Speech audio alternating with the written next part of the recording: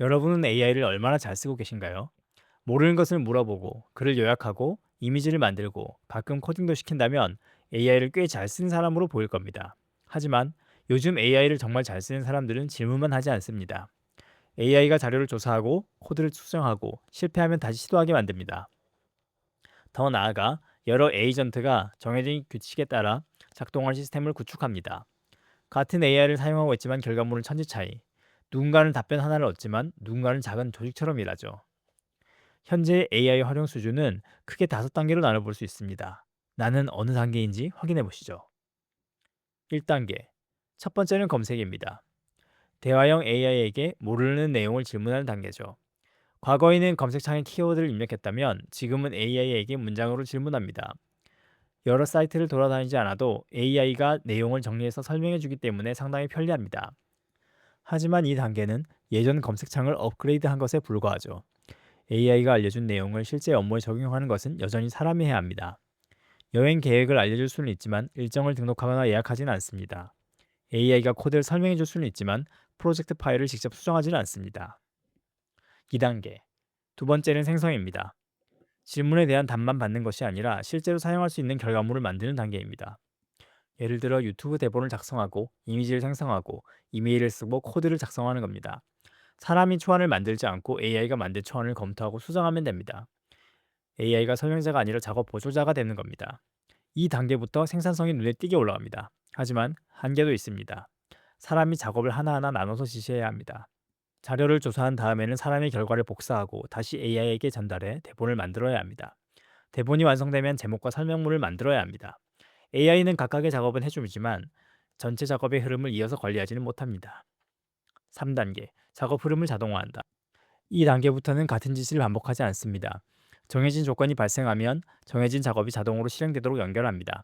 예를 들어 매일 아침 8시에 AI가 주요 뉴스를 수집하고 내용을 요약하고 중요도에 따라 분류한 다음 이메일이나 메신저로 보내도록 만들 수 있습니다. 콘텐츠 제작에서도 가능합니다. 새로운 대본 파일이 폴더에 들어오면 AI가 내용을 분석하고 제목 후보를 만들고 영상 설명문을 작성하고 챕터 라인을 생성하고 SNS 홍보 문구까지 만들어 각각의 문서로 저장하게 할 수 있습니다. 이 단계의 핵심은 AI 자체보다 연결입니다. 입력은 어디서 들어오는지, 어떤 순서로 처리할지, 결과를 어디에 저장할지를 사람이 미리 정합니다. 쉽게 말하면 자동화는 철도와 비슷합니다. 선로를 잘 만들어 놓으면 열차는 같은 경로를 반복해서 이동할 수 있습니다. 하지만 선로 밖에서 예상하지 못한 일이 발생하면 자동화는 대응하기 어렵습니다. 중간 단계에서 오류가 발생하면 전체 작업이 멈출 수 있습니다. 자동화는 정해진 조건과 절차에는 강하지만 상황을 판단하고 새로운 방법을 찾는 능력은 제한적입니다. 4단계. 에이전트에게 목표를 맡긴다. 자동화와 에이전트는 비슷해 보이지만 중요한 차이가 있습니다. 자동화에는 작업 순서를 사람이 미리 정해줍니다. 반면 에이전트에게는 목표를 줍니다. 이 프로젝트에서 오류가 발생하는 원인을 찾아서 수정하고 테스트해줘.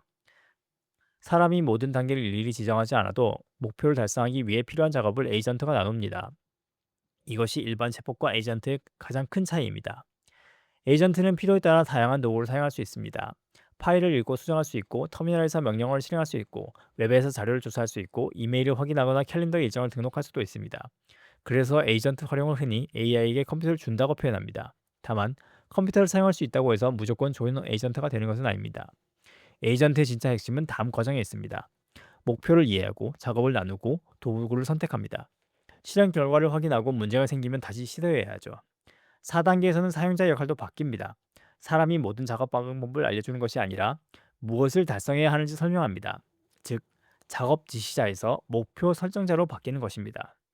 하지만 여기서 새로운 문제가 생깁니다. 에이전트가 강력해질수록 실수했을 때 발생하는 피해도 커집니다. 잘못된 파일을 수정할 수 있고 필요 없는 기능을 추가할 수 있고 확인하지 않은 내용을 사실처럼 사용할 수도 있습니다. 테스트에 실패했는데도 작업이 끝났다고 보고할 수도 있습니다. 이 문제를 해결하기 위해 등장한 것이 바로 5단계입니다. 5단계 하네스 엔지니어링. 하네스를 간단하게 말하면 에이전트가 일하는 규칙과 환경을 만드는 겁니다. 에이전트가 작업자라면 하네스는 회사의 업무 시스템과 같습니다. 회사에 엄청 유능한 신입사원이 들어왔다고 생각해보죠. 아무런 설명 없이 컴퓨터와 회사 계정만 달랑 던져주면 어떻게 될까요? 대부분은 그냥 자리에 앉아만 있을 겁니다. 아니면 시스템에서 아무거나 건드리다 사고 칠 수도 있죠. 에이전트도 신입사원과 비슷합니다. 그래서 하네스에는 다음과 같은 내용이 들어가야 합니다. 프로젝트의 목표, 작업 규칙, 사용할 수 있는 도구, 접근할 수 있는 파일, 출력 형식, 검수 기준, 테스트 절차, 실패했을 때 제시도 방법, 사람의 승인이 필요한 작업. 이런 규칙이 없다면 결과는 매번 달라질 수 있습니다. 좋은 모델을 사용해도 안정적인 결과가 나오지 않는 이유가 여기에 있습니다. 하네스는 에이전트의 능력을 높이는 장치이면서 동시에 사고를 막는 안전장치입니다. 이 단계에서는 여러 에이전트를 함께 사용할 수도 있습니다. 하지만 에이전트의 숫자가 많다고 자동으로 고급 시스템이 되는 것은 아닙니다. 에이전트를 10개 연결해도 역할과 작업 전달 방식이 불명확하면 오류만 더 빠르게 늘어납니다. 멀티 에이전트보다 먼저 필요한 것이 하네스입니다. 각 에이전트가 무엇을 담당하는지, 어떤 자료를 기준으로 판단하는지, 누가 최종 결과를 검수하는지를 정해야 합니다. 결국 5단계에서 사람은 에이전트를 직접 조작하는 사람이 아닙니다. 에이전트들이 일하는 구조를 설계하는 사람이 됩니다. 자, 여러분은 어느 단계인지 아셨나요? 모든 사람이 반드시 5단계까지 갈 필요는 없습니다. 간단한 질문에는 1단계가 가장 효율적입니다. 이메일 한 통을 작성하는데 멀티 에이전트 시스템을 구축할 필요는 없습니다. 중요한 것은 단계가 높으냐가 아닙니다. 내가 하는 일에 맞는 수준을 선택하는 것입니다. AI에게 계속 같은 내용을 설명하고 있다면 그 내용을 프로젝트 지침으로 만들어야 합니다. 결과를 매번 사람이 복사하고 있다면 작업 흐름을 자동화해야 합니다.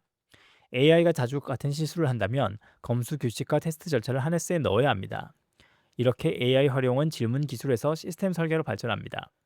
앞으로 벌어질 AI 활용 격차는 어떤 모델을 사용하냐보다 AI가 일하는 구조를 누가 먼저 만드냐에서 더 크게 벌어질 가능성이 높습니다.